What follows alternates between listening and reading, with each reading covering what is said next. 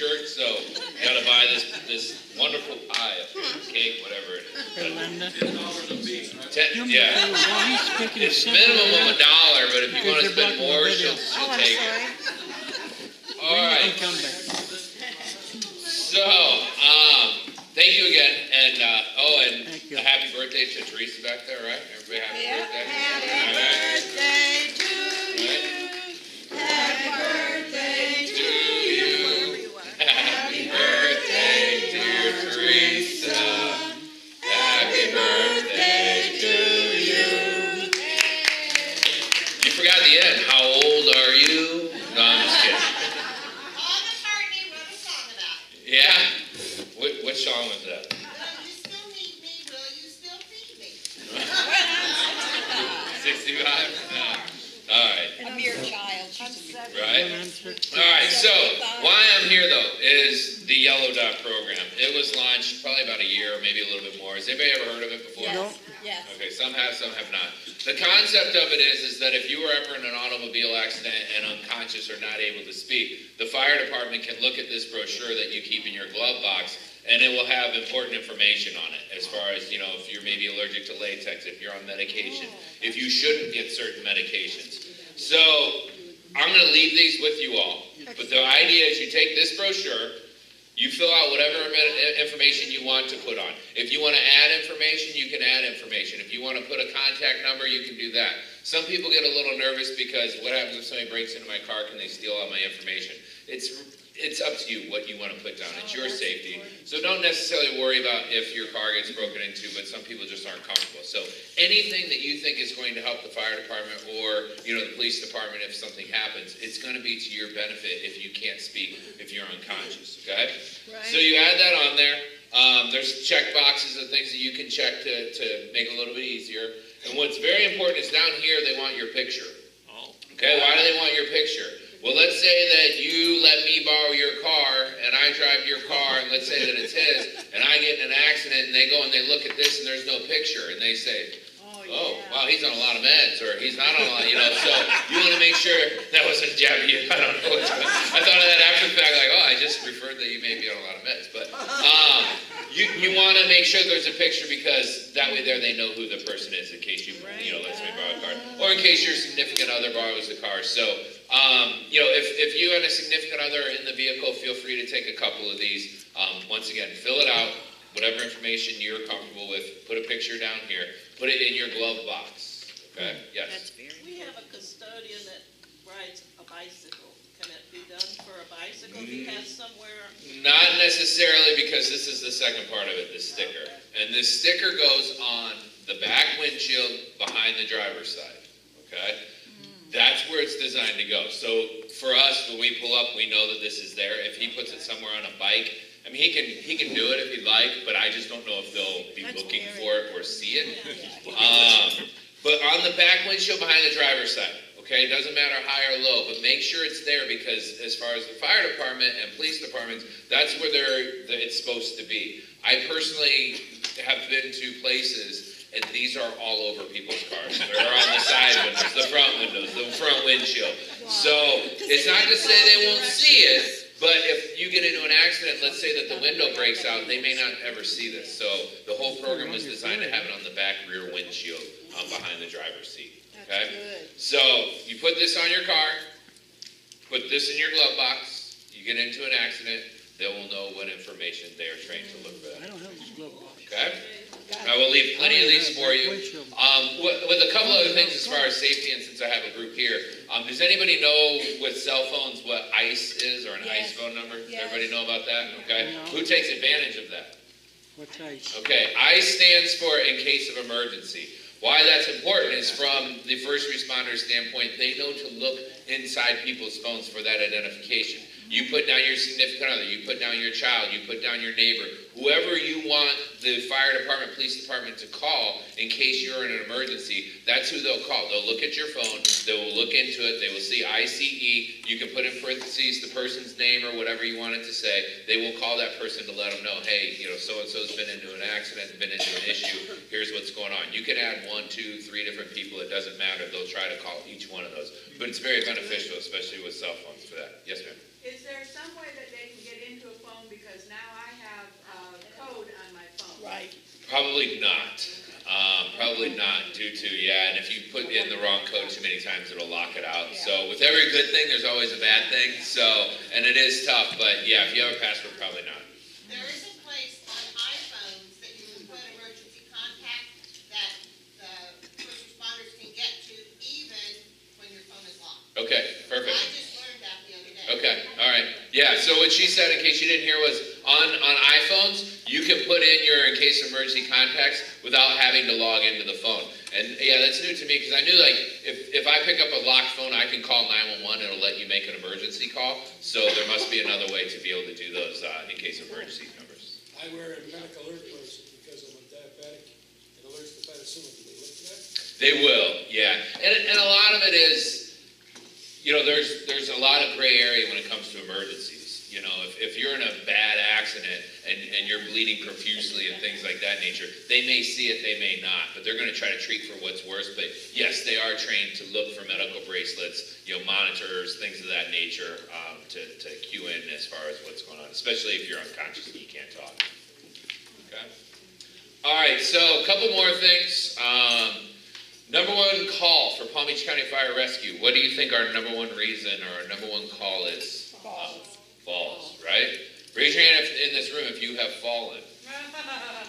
Okay? Raise your hand if you have fallen and called 911. Okay? Raise your hand if you have fallen and you stayed where you were for a while because you could not move or get up. Okay? So raise your hand if you fell and got yourself up. My grandson got me Grandson? up. Okay. Yeah, I fell off the front porch. Okay, so where I'm coming from it is that sometimes people don't want to call 911 or, you know, people get embarrassed that they fell and they don't think they should call 911. Call 911. It is you got one of the push buttons. It is our number one call is slips and falls. We come out, we'll pick you up, we'll put you back where you need to be, we'll check out your vitals, we'll make sure you're okay, and we will leave. We will not take you. If something happened to you, or if something's not showing up, you know, normal on the monitors, then we will say we should take you. You are all over 18. You can deny transport. Okay, you can deny that. Are you going to get a bill? No, you're not going to get a bill. If you get in that ambulance and you go to the hospital, yes, you will get a bill. There is a fee for that. But to call 911 and to have us come out and to get you up, get you back where you need to be, there is no charge. That is our number one call. The problem is that people don't call. So how long are you going to be down? It depends. Who's going to come by? Is anybody going to come by? How hurt are you? Okay? So I'm here to let you know that it is our number one call. Don't be embarrassed. Don't feel bad. Don't whatever. Everybody pays taxes. It pays for the fire department. It will not be the first time they've gone on a slip and fall, and it won't be the last time. So just call, okay? With that in mind, a good idea that came out a few years ago, people have talked about, how many people have old cell phones? We have them? If you don't have one, check with grandkids, family members, whatnot. Take that old cell phone, because even if an old cell phone doesn't have service, you can still call 911. So take that phone and plug it in somewhere down low in your house, so that if you fall, you hopefully can crawl to that phone. If you fall and you can't get up and all your phones are up high, how are you going to call 911? Keep it around You're your not. So talk to other family members, see if they have them. You know, plug one into your bedroom down low, plug one in the living room, wherever it happens to be. You want to plug it in to make sure that it's charged. But have those because you can call 911 from a cell phone that does not have service. Okay? Couple other things with the falls, okay? Bathtubs, showers, things of that nature. We recommend, you know, if you're having issues stepping in things to, you know, get a walk-in so that you're not climbing over things. Put the handrails inside your showers. Put the non-skid rugs inside your showers. The handrails, they make the suction cup ones that stick on. We don't necessarily recommend those because they're going to pull off. Okay, so try to get something in. I'm not here to promote any companies or anything like that, but I know that there's companies out there that will come into your house and they will do it all for you. And they will tell you everything to make it the best slip and fall house to not ever have an issue to as simple as you need it. So, you know, there are services out there for that, but put in the handrails. If you're having problems getting up and off the toilet, there's things out there to help you get up and off the toilet. you wanna take these things into consideration, because no one wants you to get hurt, no one wants you to fall, no one wants you to fall down and then be stuck there, and how long before somebody comes in there to get you, so get the things that may or may not help you, okay? Night lights, who uses night lights, okay? Night lights are fantastic. Night lights have changed to the point now that they have light sensors. When it gets dark, guess what? It automatically turns on. What does that eliminate? It eliminates you having to bend down and turn something on and off, okay? So use night lights, because here again, we like to think, oh, I'll make sure I turn everything on. Then you fall asleep, and then you go to bed, and then you trip on something because that night light wasn't ever turned on, okay? So invest in some good night lights. Medication, we get calls from people, they took the wrong medicine. Okay? If you are taking medication on a daily basis, weekly basis, put it in the same spot and leave it in that same spot. Sometimes people wake up in the middle of the night, you're groggy, you're not really with it, say you have a headache or whatever's going on, you reach in the medicine cabinet, my ibuprofen's always right here, but maybe somebody came over and guess what, they moved it, and now you're taking the dog's medication, alright? So you just want to be careful, you want to make sure you know where it's at, you want to make sure that it's the correct one. Just because you put it up here for X amount of years doesn't mean that it's still the one that's supposed to be there for X amount of years. So be careful of that, because people will take the wrong medicine, and obviously if you take the wrong medicine, there can be repercussions as far as things that can happen to you. So be aware of that. Cords, wires, things of that nature, keep them off the floors, okay? Tripping hazards. Rugs, try to get rid of rugs. If you have rugs, make sure there's something underneath them to stop them from sliding. I always tell the story, and I told my grandma that I tell this story. My grandma's 90. My grandma comes down here every year for 2 weeks in September. 2 years ago, she came down and literally looked like someone clubbed her with a bat across the whole side of her face, completely black and blue. She has a condo. My grandpa passed away in 1992, so she's been by herself since 92. They bought this 2-bedroom condo. She got new carpet, whenever, and put down a piece of new carpet on top of the new carpet, right? Because that's what you gotta do. You gotta protect the carpet. She lives by herself. Who she's protecting for, I don't know. Whoever moves into this condo, I guarantee you they will change the carpet. My grandma's 90. This carpet's not the nicest looking carpet. So she tripped on the carpet though. She tripped and she fell.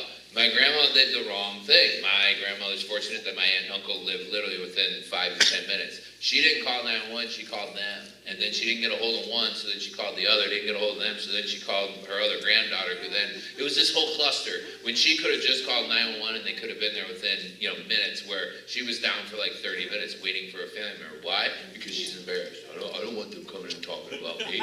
Like, they're not going to do that. There's way better stories to talk about than the old person that fell down and needed to get picked up. There's way better stories than that. So I told her, you need to pick that up, and I swear to you to this day, that piece of carpet's still on her. I ask her every year she comes, no, I'm not getting rid of that, I'm just protecting my carpet. For who?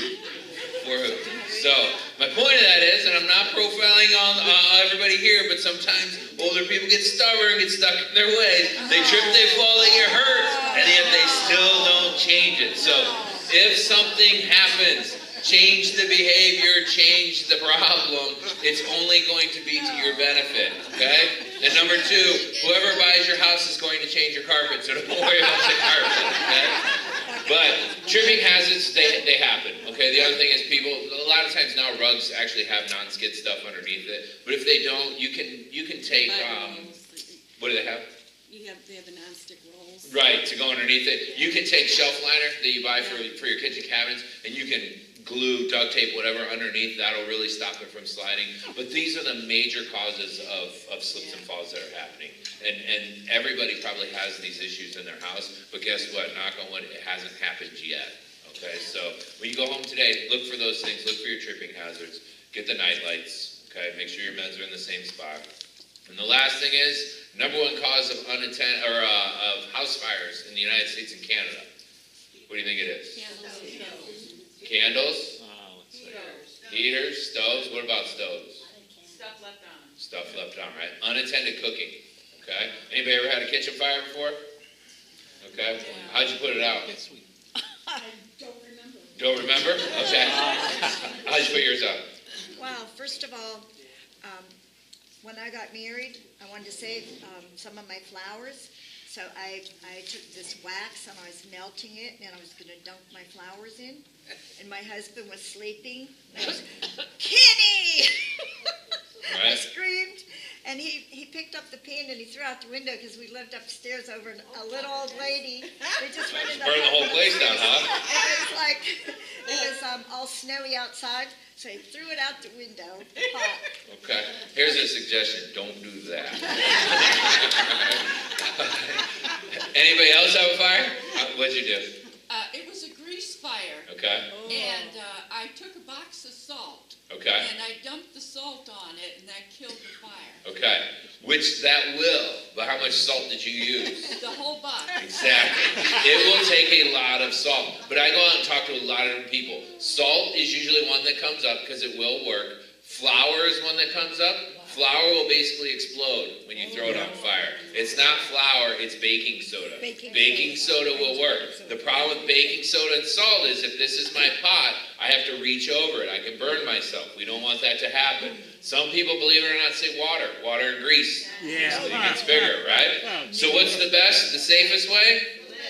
Put a lid on it, right? Put a lid on, shut off the heat, put a lid on. What does fire need? It needs one of the elements is oxygen. It can't get oxygen when that lid's on. It'll burn up all the air. The fire will go out. But where do we keep those lids? Underneath, right? And when we need that lid for cooking purposes, we're cussing out underneath the cabinet because every lid is in there except the one we need. And now the shelf fell, and now the pots and pans are falling. And it's a big hassle, right? So no one wants to be proactive in pulling that lid out. So after today, try to do me a favor. And after today, if you're going to cook, try to take that 30 seconds to find that lid, put it on the counter. If the fire happens, you shut it off, put the lid on, the fire will go out. Good idea. Shut off the heat. Yeah, shut off the heat. Okay? All right. Anything else you want me to touch base on? Any Is questions? the Yellow Dot program only good in Palm Beach County? We stopped talking about Yellow Dot like 5 minutes ago. I know, but I Her question was is Yellow Dot only good in Palm Beach County? Yes, for the most part, yes. And if you live up north, they're going to have no idea about it. But if you happen to maybe go to Broward, maybe up to Stewart, they may know just because it was a big deal when it came out. But I don't believe they're actively participating in it. Wow, I think it's a wonderful idea. Right, and a lot of people do, but it's one of those things, like for us to roll this out, it was a big deal. There was months of planning and does this look good, does that look good, so, right, like every government, right? So, but yeah, I mean, and I think other fire departments have asked about it, but as far as my knowledge, I don't think anybody else has it. Thinking about my daughter. Any other questions? Yes. I just wanted to say that my son-in-law, who's the volunteer fireman in Michigan, told me to never put the plastic lids from the containers that you use to store, because they could fall down against the heating elements and start a fire, and that they've had a lot of fires that way. Oh, wow, okay. Never put them where, though? In the dishwasher. Oh, in the dishwasher. Power of the water will wash it down. Oh, yeah. Right. And the heating element against the plastic will start a fire. Can heat it up and start it on fire. Okay. Yeah, to my knowledge, we haven't had a lot of those fires down here, but it makes sense. I mean, it depends on your water to heat ratio, but yeah, I mean, it's plastic. And the heating element. So, yeah, the heating element. Heating element. Yeah. Yeah, when at the end. That reminds me, these dishwasher fires we've been hearing about and these washing machine and Right. dryer fires. Have y'all had that very much down here in Palm Beach County? Dryer fires, the big issue with dryer fires, and I grew up in Illinois, and we had a dryer, and it just vented right outside. It literally sat here and vented right outside into a pipe. Down here, what they do is they run them through your house, and they come out most of the time on the attic. So what happens is that lint accumulates inside there, and over a period of time, it can catch on fire, because what's created, you're creating heat when you blow that out. So if you ever notice that your dryer is not drying, it's taking you a couple cycles to get it dry, most likely it's your dryer pipe is clogged. When I moved, we bought a townhouse, and I noticed this, and I knew nothing about it, and then somebody mentioned it to me, and I had a handyman come out, and he used the snake.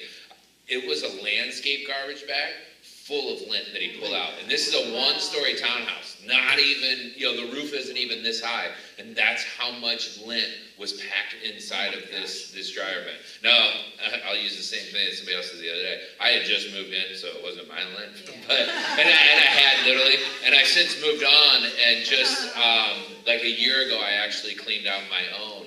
And it was a brand new house, and there was still some in there, but not to the amount. So if you haven't ever had yours cleaned out, you may want to have somebody come do that, especially if you're noticing that it's taking multiple cycles to get your clothes dry. So, yes, it is a growing concern. And the last thing, too, is we're getting ready to push out a big campaign on carbon monoxide poisoning. Anybody have a push-button car? No. You push it to start it, push it to stop it, okay? There's an issue right now because people are forgetting to push the button to stop it. So you pull into your driveway or into your garage, you close your garage, you don't push the button to stop your car. You go to sleep, all that CO comes inside your house, you don't wake up. Yep, you don't wake up. So if you have a push button, like I said, we're getting ready to launch a big campaign this Friday, and we're gonna have these little tags that basically go over the garage door button in your garage, that basically goes over the button and it says, reminds you about CO, getting to know about CO, so that you physically have to lift this up before you push the button. It's very easy. It's not going to cause any damage to your home. But so that people are aware that, hey, did I shut my car off? We've been in homes where on the door going into the house, there's a huge sign that says, make sure cars shut off.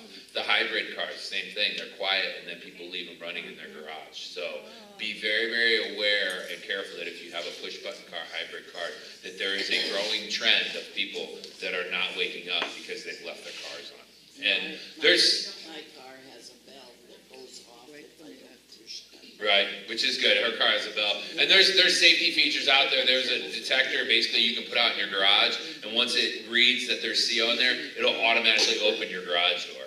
So there are safety things out there. But if you don't have a CO detector, carbon monoxide detector in your house, it's worth the investment to have, just because, CO is going to happen from engines, generators, gas appliances. If you don't have any of those things, but you have a car and you park it in the garage, definitely get a CO detector because it literally could be life-saving. Okay. Any other questions? All right, so I'm going to leave lots of these yellow dots. Where's this go? Back window behind the driver's side, right? Where's this go? Glove box. And what do you need to make sure you put in here? Picture, right? See, I didn't know that. Yeah, put your picture. And put it in a Ziploc bag, that way if your car goes into the canal. How well do you drive? She's been in and out of those canals numerous times. Because of car accidents or other reasons? I don't even know about Don't that. even go there. No, well, thank you all for having me. Thanks again for lunch, and we'll leave some of this time, all right? When can you come back, Jeff? When can you come back? Right? Never, because you told me I got to bring food next. That was amazing, wasn't it, Weatherman? Yes.